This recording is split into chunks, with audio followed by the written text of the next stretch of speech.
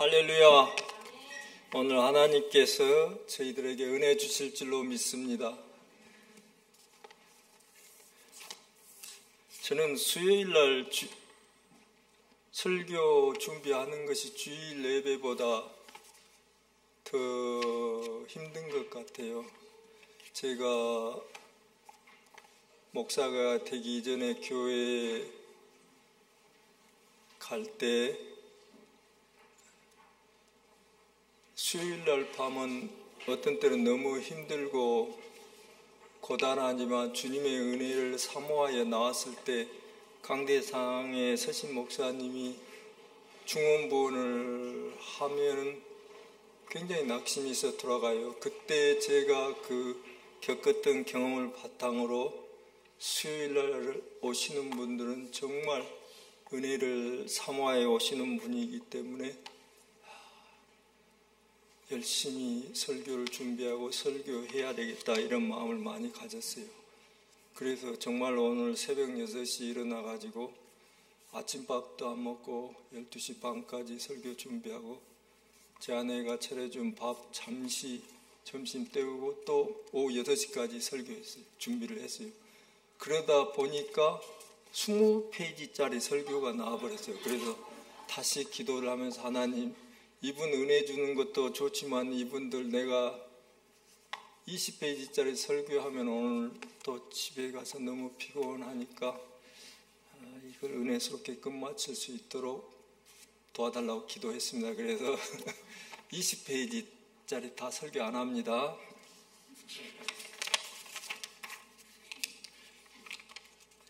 요즘 제가 계속 묵상하는 것은 우리 김춘호 장로님의 카카오톡 프로파일 픽처를 보면 거기에 써진 말들이 무슨 말인지 아시는 분 있나요? 김춘호 장로님 카카오톡 프로파일 픽처를 제일 처음에 나오는 사진과 그 밑에 말이 써져 있어요. 그게 뭐라고 써있냐면 7년 전에도 제가 처음 우리 교회에 와가지고 EM 목회를 할 때도 그 말이 써져 있었고 지금 7, 8년이 지난 지금도 써 있어요. 그 말이 무슨 말이 써 있냐면은 행복하려고 노력하지 말고 거룩하려고 노력하라. 그 말씀을 가끔 묵상해요. 행복하려고 할 때 나는 나 자신의 중심이 되어버리고 나의 행복을 위하여 남에게 가슴 아픈 일을 할 수도 있어요. 그래서 행복은 반드시 하나님 앞에 거룩함이 등식이 성립하지 않습니다. 그러나 우리가 거룩하려고 노력하면 하나님 앞에서 거룩하려고 노력하면은 그것은 반드시 순간순간 행복합니다. 나이가 들수록 그것을 많이 느끼고 깨달아요. 오늘 에스더에서 나오는 이야기는 부림의 역사이면서도 또한 그 부림의 이야기에 나오는 인물들이 있어요. 주요 등장인물들이. 거기에는 에스더 왕비도 있고 모르드카이라는 유대인 궁궐 문지기도 있고 하만이라는 그 페르시아 왕국의 수상, 왕 다음으로 가장 높은 사람도 있고 또 하만이라는 사람의 아내도 나와요. 그래서 이러한 사람들이 자기의 행복을 추구하며 또는 하나님 앞에 거룩함을 추구하며 여러 가지의 그 일을 하면서 역사가 이루어집니다. 그래서 제 설교 제목은 나비 효과입니다. 나비 효과라고 하는 것은 영어로 The Butterfly Effect. 나비, 날아다니는 나비, 나비의 아주 부드럽고 연약한 그 날갯짓 하나가 지켜보고 있을 때는 아주 소소하고 중요하지 않지만은 그것이 태평양을 건너고 멀리 그 바람이 갔을 때는 큰 풍랑이 될 수 있다는 그것을 말해서 나비 효과라고 합니다. 또한 이 나비 효과는 파장 효과라는 말도 또 써요. The ripple effect. 잔잔한 호숫가에 죄악돌 하나를 떨어뜨리면은 거기에서 파장이 생기면서 잔잔한 물가에 작은 파도가 생기면서 원을 그리며 점점 퍼져가지고 저 끝에 있는 호수 끝까지 그 파도가 밀려가요. 그래서 우리의 삶들도 이와 같이 우리의 조그만한 몸짓 하나가 나의 행복과 나의 욕심을 추구하는 부정적인 그런 행동들도 계속 파장을 일으켜서 다른 어떤 사람들에게 영향을 끼치듯이 하나님을 추구하며 거룩하고자 살려고 하는 나의 작은 몸짓도 또한 누군가에게 큰 영향을 끼치며 축복이 될 수 있다는 것입니다. 그래서 이 작은 조그만한 하찮은 일들이 큰 일로 번지는 그 대표적인 사례가 세계 1차 세계대전입니다.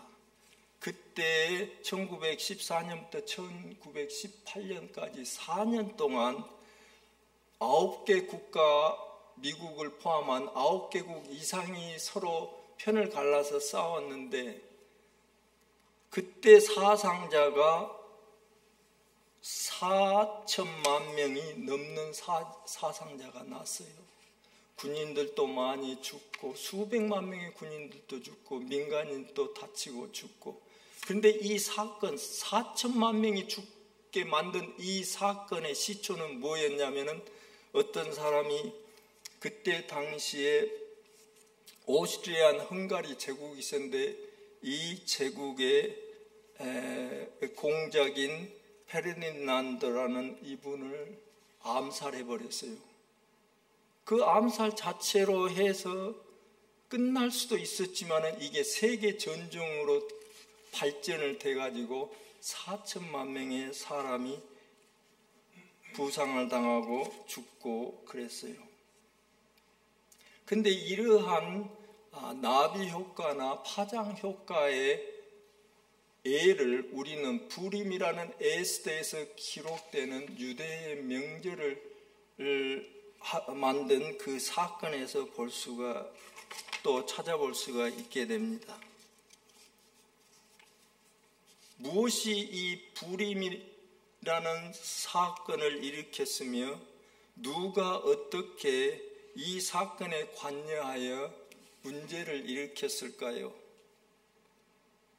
그래서 우리가 이분들 주역들의 사람의 그 인격과 그들의 행동을 우리가 살펴보면서 우리 자신을 돌아보게 합니다. 즉, 나는 행복을 추구하는 사람인가 아니면 하나님 앞에서 거룩함을 추구하는 사람인가? 하나님의 거룩함을 매일 내 삶 가운데서 추구할 때 그곳에는 나 자신에 대한 행복이 있을 뿐만 아니라 그 거룩함의 몸짓이 작은 몸짓일지라도 작은 말일지라도 작은 언행일지라도 잔잔한 파도가 되어 많은 사람들에게 기쁨과 사랑과 희망과 용기를 북돋아 줍니다. 먼저 이 이야기의 등장인물 중에 모르드게라는 사람이 있습니다. 이분은 아주 마음이 교만하다고 봐야 되겠지요. 그리고 고집도 센 아주 유태인이었어요. 많은 설교를 들어보면은 에스더서에서 나오는 모르드게는 영웅으로 묘사가 됩니다. 유태인들을 단합시켜서 금식하면서 하나님께 부르짖고 그래서 유태인들이 구원하는 데 앞장섰던 인물로 기록되는데 에스더서를 다시 한번 자세히 읽어볼 때 나는 모르드게라는 사람이 아주 처음부터 그런 거룩한 하나님의 거룩함을 쫓는 사람은 아니었어요. 자기의 그 행복, 자기의 자존심 이런 것들을 손상시키지 않으려고 몸부림쳤던 하나의 평범한 인간이었습니다. 그런데 이 모르드게와 하만이라는 페르시아 왕국에서 왕 다음으로 가장 높았던 그분과의 인간적인 갈등이 생겼어요. 그 계급 차이를 보면 하만은 장군과 같은 사람이고 모르드게는 군대로 말하자면 사병 이런 해요. 계급 차이가 엄청나게 나요. 근데 임금이 하만을 높이고 영화롭게 해주기 위해서 일을 잘하기 때문에 모든 관료들과 귀족 평민 할 것 없이 하만이 궁궐 문을 지날 때는 전부 무릎을 꿇고 조아려서 그분을 존경을 표하라고 했어요. 그런데 이 모르드게 이 사람이 아주 고집이 세고 자존심이 셌어요. 성경은 무엇 때문에 이렇게 하만을 싫어했는지 그 이유를 밝히지 않아요. 그 이유가 무엇이 됐든지 간에 장군이 왔으면 사병이 경례를 하는 게 가장 기본적인 예절입니다. 그러나 모르드게는 무슨 사연인지 무슨 속된 말로 똥배짱이 있었는지 안사를 안 해요. 그렇게 되니까 하만도 기분이 나빴겠죠. 그래서 옆에 있는 사람들이 그 문지기인 모르드게한테 가서 당신 왜 왕의 명령을 거역하고 절을 안 하느냐. 성경에 보면은 날마다 데이 애프터 데이 날마다 모르드게에게 가서 절을 하고 애를 표시하라고 하지만 모르드게는 그것을 거절해 버렸어요. 이것은 자살 행위와 똑같은 거예요. 하여튼 고집센 사람이에요. 무엇 때문에 이런 일을 했는지는 모르지만은 이 일로 인하여서 모르드게라는 사람과 하만이라는 높은 관료사의 인간적인 갈등으로 인하여서 하만이 어떤 생각을 품게 되냐면 모르드게가 유태인이라는 사실을 알고 이 자식만 죽일 게 아니라 아예 이 자식이 유태인이니까 유태인들을 씨를 말려버려야 되겠다. 그래가지고 이제 계획을 세워가지고 왕에게 고자질을 하고 거짓으로 보고를 하고 해가지고 결국은 유태인들을 완전히 페르시아 왕국에서 박멸해 버리라는 이런 왕의 명령까지 받아내게 됩니다. 자, 그러면 여기서 한 가지 우리가 볼 것은 바로 모르드게와 하만 두 사람의 인간적인 갈등이 발전해서 어느 단계까지 가버렸어요? 모르드게는 자기 자신의 목숨을 위태롭게 할 뿐만 아니라 자기 가족도 그렇게 되면 삼족을 옛날엔 조선시대 같으면 멸해버렸죠. 자기 가족까지 위험하게 되고 더 나아가서는 자기 동족인 유대인 전체가 몰살을 당한 형편에 처하게 만들었던 것입니다. 그래서 모르드게는 꼼짝없이 죽게 됐는데 여기서 이야기가 재미있게 흘러가는 것은 모르드게는 당연히 왕의 명을 거역하고 하만에게 예절을 지키지 않았기 때문에 죽어야 되지만 변수가 생겼어요. 하만이라는 사람이 분노를 참지 못하게 돼요. 분노를 참지 못하고 모르드게 한 사람만 잡아다가 감옥에 가두고 죽였으면은 아마 팔다리 쭉 펼치고 아주 평안하게 잘 살았을 거예요. 그런데 유태인 전체를 박멸해 버리려고 했기 때문에 하나님께서 개입하게 되는 계기가 되어버립니다. 그러니까 하나님이 유태인들을 구하려는 계획을 세우고 여러 가지 이제 에스더 왕비가 개입하고 여러 사연을 하면서 덕분에 모르드게는 거기에 묻혀서 살아남게 됩니다. 이건 완전히 하나님의 은혜예요.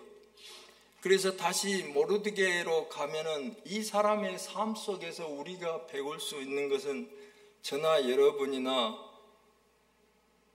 우리의 교만한 마음을 다스려야 되겠다. 이 교만한 마음을 다스리지 못하면은 나 자신을 죽일 뿐만 아니라 나의 가족의 행복을 무참하게 짓밟아 버리고 더 나아가서는 그게 삐딱하게 잘못하게 발전을 하면은 이와 같이 큰 화를 당하게 할 수 있는 이러한 요소가 됩니다. 그래서 성경은 잠언서 16장에 사람이 멸망을 당하기 전에 뭐가 와요? 교만한 마음이 들어가고 사람이 망하기 전에 거만한 마음이 들게 된다. 그래서 우리는 항상 우리의 마음을 경계해야 됩니다. 우리가 행복을 추구하기 위해 노력하려고 하지 말고 하나님 앞에 거룩함을 추구하려고 노력해야 됩니다. 화가 나고 교만한 마음이 들고 자존심이 상할 때 그 자존심 때문에 화풀이를 하고 분노하고 그러면은 그 순간은 행복해지고 기분이 시원하고 좋을 것 같지만 그 뒤에는 큰 화가 따른다고 성경은 말하고 있습니다. 그렇기 때문에 그런 상황에서도 자존심을 굽히고 우리가 겸손해지는 것은 바로 하나님 앞에 거룩해지고자 하는 우리의 작은 몸집일 수 있습니다. 그 작은 몸집이 나를 결국은 행복하게 하고 우리 가족을 행복하게 하고 안전한 삶을 살 수 있도록 해주는 것입니다. 이 하만이라는 사람도 참 좋은 분이었다고 생각해요. 저도 쭉 계속해서 설교를 하고 설교를 듣는 입장이지만은 하만이라는 사람은 아주 나쁘게 이제 설교하는 것을 주로 대부분 들었어요. 그렇지만은 제가 가만히 생각해 보니까 하만이라는 사람 나쁜 사람이 결코 아니었어요. 그의 단 한 가지 실수는 분노 조절을 못했던 거예요. 모르드게가 자기한테 절도 안 하고 자기는 장군 정승인데 이건 궁궐 문지기 따위가 왕명을 거역하고 아무리 말을 해도 말을 안 듣고 고개 한번 숙이는 게 뭐가 대단해서 그걸 안 하는 거예요. 그러니까 그냥 뚜껑이 열리고 그냥 열이 받쳐가지고 참 몹쓸 생각을 하게 됐는데 하만이라는 사람이 원래는 그 아말렉 족속이에요. 자기의 그 왕 아각 왕의 후손이에요. 어떤 사람들은 모르드카이가 하만을 그렇게 싫어했던 이유는 하만이 아말렉 후손, 그 아말렉의 왕인 아각의 후손이기 때문에 자기는 사울왕의 후손이어서 그 사울왕과 아각 왕의 심각한 이러한 그 적개심 때문에 후손들까지도 그것을 물려받아서 서로 으르렁대리고 싫어하는 이러한 마음 때문에 모르드게가 하만에게 인사를 안 했다 이제 이렇게 이야기하는 사람들도 있는데 하만도 아말렉 사람인데 페르시아라는 그 제국에 와가지고 얼마나 열심히 노력했겠어요. 마치 한국 사람이 미국에 이민 와가지고 살아남으려고 군대에서 계급 진급하려고 여러 가지 노력을 했듯이 제가 생각할 때 하만이라는 사람도 참 노력을 많이 하고 그러므로 말미암아 임금 다음으로 제일 높은 정승의 자리에 올라서 모든 제국의 행정을 관리하고 인사관리 이런 모든 것들을 총괄했던 사람이에요. 그러나 하만의 슬픔은 그 모든 노력을 하여 고생 끝에 제국의 왕 다음으로 최고의 자리에 올렸지만 한순간에 그 분노 조절을 못해가지고 그 좋은 직장 다 날려버리고 자기도 모르드게를 교수행에 처하려고 교수대 만든 것에 자기도 새처럼 대롱대롱 날리고, 무슨 죄가 있다고 아들 10명까지도 다 교수행에 처해가지고 집안이 완전히 박살이 나버렸어요. 이게 에스더에 나오는 하만의 이야기입니까? 우리나라의 이시조선의 역사나 또 우리 주위에서도 한순간에 화를 참지 못하고, 평소에는 아주 점잖고 조용하고 엔간하면 성질을 안 내는 사람이 한 번 성질을 내는데 그게 너무 선을 넘고 지나쳐 버려가지고 가정이 깨져버리고 이혼을 하고 자식하고 완전히 담벼락을 쌓아버리고 심한 말을 했겠지요. 그래서 여러 가지 직장에서 쫓겨나버리고 군대에서는 진급이 안 되고, 그걸 화를 참았으면은 대장이 아무리 상급자가 좀 불공평하게 했더라도 그 차를 참고 거룩함을 추구하였더라면은 그 순간을 넘어가는데 그 순간을 넘지 못했어요. 우리 자신들도 나는 분노를 조절하는가? 정말로 나는 화가 났을 때 그 화를 밖으로 표출하지 않고 내 안으로 사귀면서 주여 내가 죽습니다. 사도 바울이 뭐라 그랬어요? 나는 매일 죽노라. 결론은 내가 죽어야 돼요. 안 그렇습니까? 내가 살아서 꿈틀거리면 이 분노를 다스릴 수가 없어요. 제 경험으로는. 내가 죽어야 돼요. 이 세상에 내 입맛에만 맞는 사람들 있나요? 별 사람들이 다 있어요. 심지어는 몇십 년을 같이 살아온 부부간에도 마음에 안 맞고 화가 나고 이랬을 때 그냥 나조차고 화풀이하고 막 할 소리 못할 소리 다 말해버리고 소리 지르고 막 그러면 그 순간에는 화풀이를 해서 행복할지 모르지만은 그 뒤에는 부부간에는 참 쓸쓸하고 외로운 밤이 계속 되겠죠. 말도 안 하고 혼자 밥 먹어야 되고 밥도 안 차려줘 버리겠지요. 그러나 거룩함을 쫓을 때 주여 나를 불쌍히 여겨 주시옵소서. 내가 죄인입니다. 다른 사람이 90% 잘못해서 나에게 10% 잘못이 있다면 나의 그 10%를 바라보면서 주님 앞에 회개하고 거룩하고자 하나님 앞에 노력했을 때 하나님이 우리를 행복하게 하시고 축복하여 주시고 우리의 그 거룩하고자 하는 작은 몸집이 우리의 배우자에게, 또 배우자가 내 남편이 내 아내가 분명히 소리를 꽥 하고 지를 뻔한데 안 하고 그 분노를 사겨버리고 친절하게 대할 때 그 아내가 감동을 받으면 애들한테도 소리 안 지르고, 애들이 행복해지면 애들은 개한테 소리 안 지르고 발길질도 안 하고, 개도 행복하고 애새끼도 행복하고 온 가족이 행복해집니다. 그래서 성경은 말하기를 에베소 4장에 해가 지기까지 너희의 분노를 품지 마라. 그래서 부부간에도 좀 그럴 일이 있으면은 해지기 전에 해결해야 될 줄로 믿습니다. 아멘. 아멘. 그냥 그러세요. 무조건 잘못했습니다. 제가 죽일 놈입니다.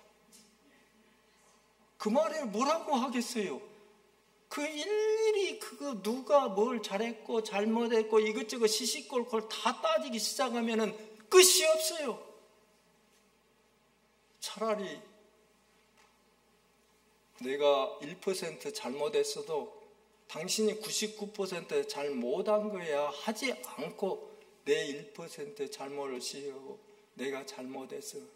하나님께서는 로마서 12장에 설교를 영어로 작성해 놔서 제가 한국말로 이게 통역을 해가면서 하니까 좀 미숙에도 이해하십시오. 누구에게 악을 악으로 갚지 말고 사람 보는 모든 사람 앞에서 올바른 일을 하라. 너희가 할 수만 있다면 모든 사람들과 화평하게 지내라. 복수하지 말고 하나님의 진노하심에 맡기고, 또 내 원수가 배고프면 먹이고, 목이 마르다고 하면 마실 물을 주고, 이렇게 하라고 가르치십니다. 그래서 악에게 정복당하지 말고 악을 선으로 이기라, 이렇게 로마서 12장이 말씀하세요. 그래서 우리는 항상 거룩함을 추구합시다. 아멘. 그래야 살 길이에요. 그래야 내가 살고 내가 행복해지고 내 결혼 생활이 행복해지고 내 가정이 살고, 그런 사람은 직장에 가서도 행복합니다. 아내한테 구박받고 말다툼하고 직장에 간 사람이 행복하겠어요? 그러다 보면 자기 부하 직원에게 심한 말하고 글 안 하면은 상사와 한바탕 그냥 박치기를 하고 아주 불행한 결과를 갖게 됩니다. 그 다음에 하만스 와이프, 이 사람이 참 걸작이더라고요. 가만히 이렇게 에스더서를 곰곰 읽어보면서 생각하니까 이 여자는 완전히 좀 정신이 이상한 여자예요. 하만이 모르드게가 자기에게 모욕감을 주고 자기는 장군이라고 생각하는데 이 사병이 인사도 안 하고 완전히 자기를 우습게 보는 것을 보고 화가 나서 집에 가서 자기 아내한테 이제 이야기를 한 거죠. 여보, 오늘 또 어저께처럼 이 모르드게 이 자식이 나한테 경례도 안 해. 이걸 그냥 작사를 낼까? 남편이 화가 나서 그렇게 하면은 착한 아내 같으면 그냥 들어주고 또 들어주고 화가 풀릴 때까지 들어주는 거예요.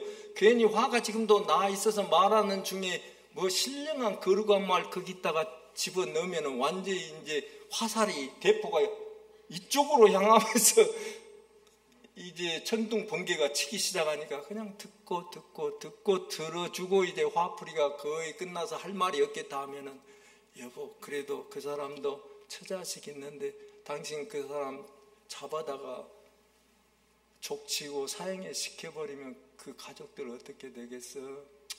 그냥 정 보기가 싫으면 귀양 보내버리고 그냥 좋게 하세요. 이렇게 했을 거예요. 그런데 이 하만이라는 아내는 성경에 보면은 아유, 그 자식이 그래요? 그놈 나쁜 놈이네? 당신 교수대를 우리 뒤뜰에 세워가지고 그놈 목매달아 버립시다. 그놈 죽입시다.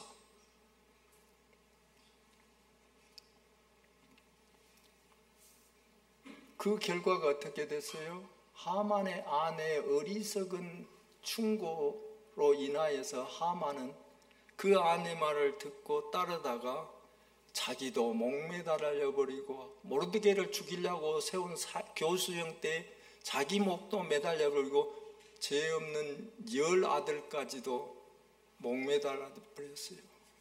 얼마나 비극이에요. 그러니까 아내는 좋은 남편 만나고 좋은 남편은 좋은 아내 만나야 돼요. 그리고 만나지 못했으면 서로 노력해야지요. 아멘.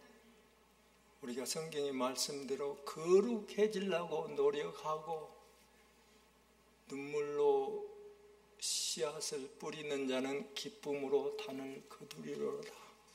우리가 주일날 와서 기도하고 예배 드리고 수요일날 와서 찬양하고 기도 드리고 할 때에 하나님의 은혜가 임해서 우리의 지혜와 명철이 더해지고 용서할 수 없는 사람을 용서하게 되고 우리가 마음에 차오르는 분노를 다스릴 수 있는 영적인 힘을 얻게 됩니다. 여기에 계신 우리 여자분들은 좋은 아내가 되도록 노력합시다. 아멘. 그리고 남자분들은 좋은 남편이 되도록 노력해야 되겠습니다. 다 끝나갑니다. 모르게 아내는 이야기는 전혀 에스더서에 안 나와요. 그런데 그때 당시 상황으로 봐서 호라비가 그 에스더가 고아가 됐을 때 사촌을 기억했어요. 한 5분만 더 할게요. 그래서 아내가 분명히 있었는데 이 아내가 잠언서 31장에 나오는 참 정숙한 아내였으리라고 믿어요. 이 아내가 그 남편이 모질한 사람이죠. 모르드게가. 당신이 부인이 죽을 줄 알면서 계속 격려, 절 한 번 하는 게 그게 그렇게 힘들어요? 절하시오. 아니야, 안 해. 무슨 똥배짱이 있을까? 무슨 사연이 있겠지요. 그래서 이렇게 멍청한 고집센 남편을 가진 부인들은 기도 더 열심히 해야 됩니다.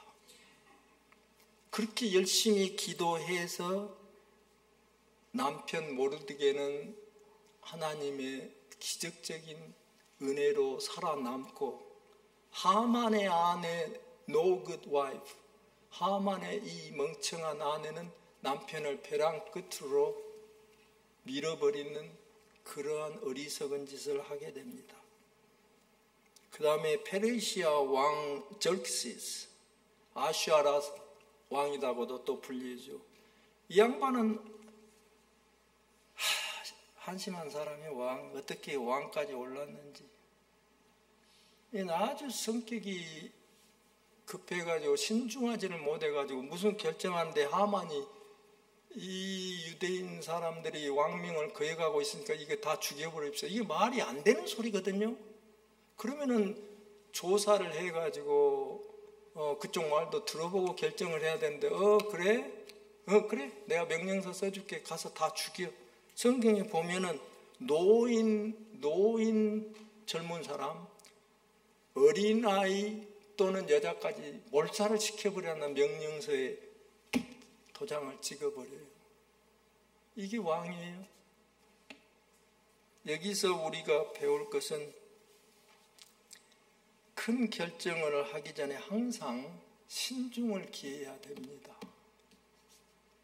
우리는 간혹 성질이 급해가지고 빨리빨리 해가지고 무슨 일을 결정하고 또 사람을 판단할 때도 그래요. 항상 처녀가 한국 속담에 이런 말이 있어요. 처녀가 애를 배도 할 말이 있다고. 분명히 이게 갈등이 있으면 거기에 양쪽 편에 다 할 말들이 있어요. 아멘. 근데 한쪽 말만 듣고 일을 결정해버리면 그 다음에 큰 혼란을 가져오고 슬픔을 가져오게 됩니다. 마지막으로 우리가 하는 모든 행동들, 행복해지기 위해서 하는 말들, 행동한들, 또는 하나님 앞에 거룩해지고자 하는 우리의 작은 몸짓과 말들, 이 모든 것은 파장 효과를 일으킵니다. 오늘 우리의 웃음, 우리의 선한 말들, 남편에 대한 따뜻한 정을 표시하는 것들, 이 모든 것들은 거기서 끝나는 게 아니라 파장을 일으키면서 많은 사람들에게 점점 퍼져서 축복이 될 수도 있고 또는 아주 안 좋은 그러한 영향을 미치도 있습니다. 그래서 우리는 하나님이 주신 이 삶, 몇 년이 남았는지 모르지만 항상 좋은 파장 효과를 일으키도록 우리의 하는 말이나 행동을 늘 조심하고 또 늘 내가 죽어서 자존심을 버리고 분노를 조절하고 결정을 할 때는 신중하니 하고 이렇게 하나님 앞에 바로 서서 거룩한 삶을 살려고 노력하면 우리의 삶에 반드시 아름다운 행복한 삶이 있을 줄로 믿습니다. 기도하겠습니다. 하나님 우리 아버지, 우리가 이 땅에 사는 것은 하나님의 은혜이며 하나님의 영광을 위한 삶의 목적을 가지고 매일매일 살아갑니다. 우리의 작은 말 하나, 작은 몸짓, 우리의 웃음, 모든 것들이 아름다운 파장이 되어 내 가족, 이웃, 교회 식구들, 친구들 모두에게 좋은 아름다운 영향을 끼칠 수 있도록 도와주시옵소서. 오늘 밤에 말씀을 듣는 모든 분들에게 주의 은혜가 임하여서 그들의 삶이 거룩하고자 노력을 할 때 행복이 당연히 덩굴째 따라오는 은혜를 축복하여 주시옵소서. 예수님 이름으로 기도하였습니다. 아멘.